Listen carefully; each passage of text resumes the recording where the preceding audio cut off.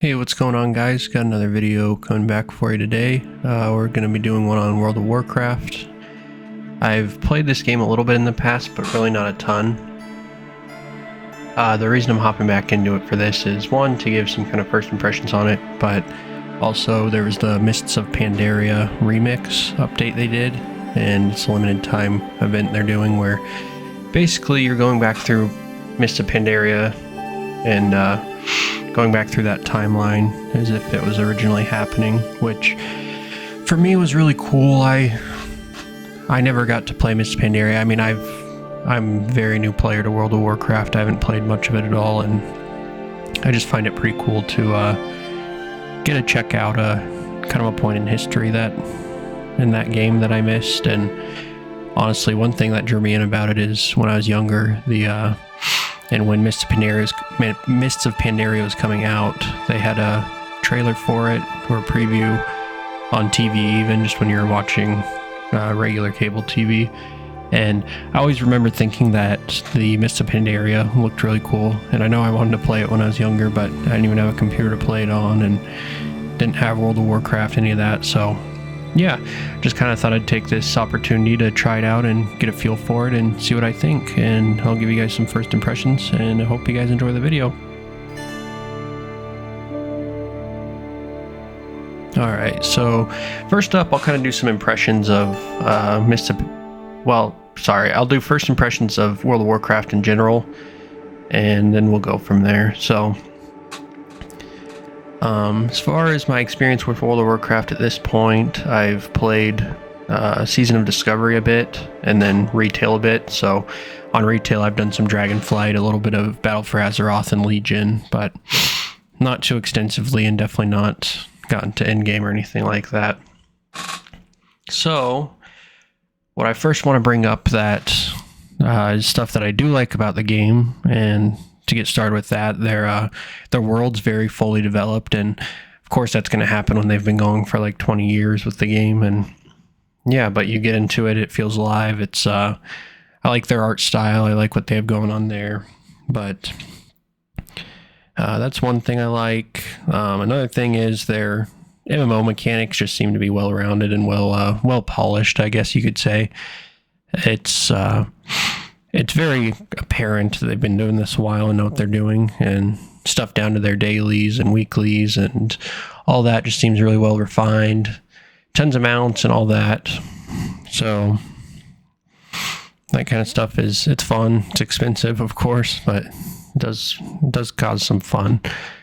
Another thing I do like about the game is the combat feels pretty good. It's not like the best combat I've ever felt in a MMO before, but it's solid, it's straightforward, and you don't really have to think about it too much. At least this is from the perspective of someone doing early game and just questing. So of course, I'm sure if you're trying to parse your DPS and get as high as possible, you're gonna have to think about your rotation quite a bit. But as a beginner, it doesn't feel too overwhelming, and kind of get the feel that you can use whatever buttons work, whatever skills work for you, which doesn't end up being a bunch of buttons. But yeah, and I guess for a little background too, for this Mists of Pandaria remix update, I've been rolling with a Pandarian monk and kind of giving that a try.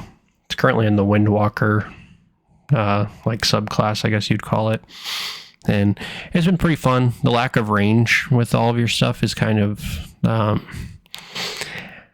don't know, makes a few things trickier and a little annoying to get close to, but all in all, it's been a pretty fun class, and I love the aesthetics of the Pandarian class. And yeah, again, I don't have a ton of impressions on the game. It's on World of Warcraft as a whole, so again, it's not really a full review or anything like that. It's just kind of my initial thoughts and all that. So one thing I'll hop into about Mists of Pandaria that I'm liking so far is the introduction of the gems and the sockets on your gear. So essentially what they've done is all the gear doesn't really have the traditional stats that gear does in World of Warcraft, or other MMOs for that matter. And all of your stats are relegated to your cloak, which just scales as you level, or not as you level, but scales as you play the game. So you're not necessarily worrying about gear for its direct stats, but there are stats on them, but it's different. It's not your core stats, I guess would be the way to put it.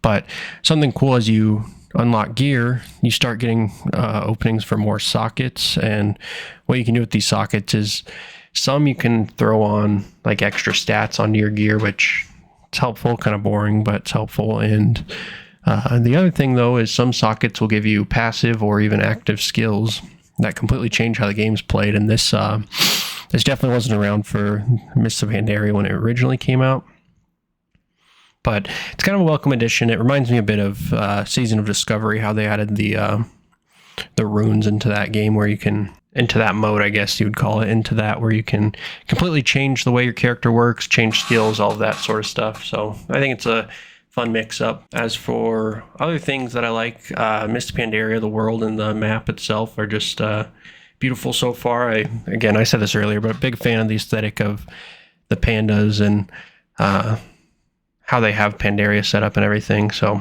very cool. Another thing that I'd like to say is the story. It's kind of off to a slow start. Again, I'm early on, so it's not like a final verdict on the story by any means, but it's been a bit of a slow start. Kind of feel like you're running around as an errand boy. The story, though, a lot more coherent, because I know when I played WoW retail from the beginning, well, I say from the beginning, but you're really playing from BFA. Story's completely incoherent. You don't really have any clue what's going on. Season Discovery was a little better, but again, story's kind of, I don't know. I know World of Warcraft has a lot of story and a lot of lore and everything to get into, but the way it's generally handed to you is very, very scattered and very hard to follow, especially for someone who doesn't have years of background on what's going on. But I'm happy to say when I tried Mists of Pandaria, there definitely is a bit more cohesion, a bit more, what's the word? There's a bit more flow to it. You kind of keep going quest to quest, and what's going on makes sense, and the war going on there, it's very, I think it's compelling to continue, but again, the quests themselves have been pretty slow paced.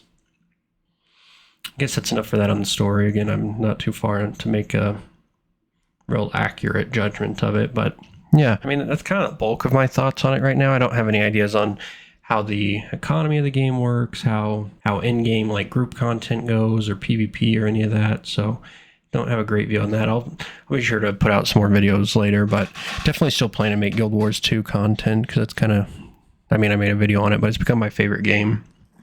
Not to say I'm not enjoying World of Warcraft. I do think there's some fun to be had here, but it doesn't have the same feel to me. Maybe I'll make a video comparing the two later on. Oh, another thing I wanted to point out is the payment model for World of Warcraft. This had to come eventually, but I am still not a fan of games. I mean, it's 2024, but I'm not a fan of games forcing a subscription on you to play their game. I just think it worked in the past, and I guess it works now. They make plenty of money, but I don't think it's very consumer friendly, and I don't think it, what's the word? It kind of, in my mind, prevents you from having fun with the game, because sometimes you'll have the mindset of, hey, I paid for the month, I have to play it. And so if you feel like compelled to have to play the game as opposed to choosing to play it because you want to have fun, I can see why certain parts of the community can get pretty toxic, and how the fun can be dulled there for sure for people who feel compelled to play the game just because they spent the money. But I think Guild Wars 2 has a lot better pay model, but I understand Activision's kind of the big company, greedy for every dollar they can get, but you'd rather see like one-time purchases for expansions, but no, you have to pay the subscription and pay for expansions when they come out. So all in all, not a fan of that, and it's a big thing of what will keep me from sinking a lot of time into it. Not that I don't want to, well, yes, I don't want to pay, but not that I can't pay. It's just, why would I when there's a game like Guild Wars 2 that's literally free to play with only the cost of expansions if you want them? Like, why? I just don't feel too compelled to like stick to this game and make it my main game when I